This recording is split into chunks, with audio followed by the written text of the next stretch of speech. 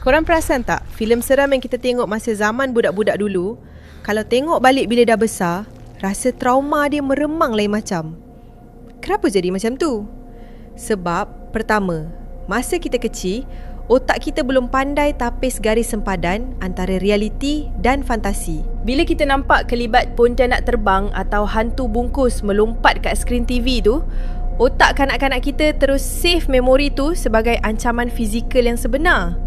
Sebab tu lepas tengok, kita confirm tak berani pergi tandas sorang-sorang atau terpaksa selubung satu badan dalam selimut sebab takut benda tu ada kat tepi katil.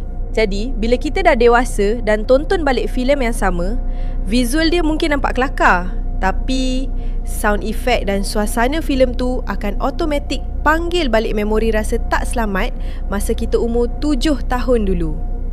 Ketakutan tu sebenarnya dah sebati dan terperangkap dalam subconscious minda kita sampai sekarang.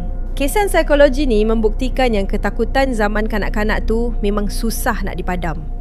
Cuba korang ingat balik, filem seram tempatan atau luar negara apa yang korang tertengok masa kecil yang buatkan korang fobia dan trauma sampai ke hari ni? Cuba komen kat bawah.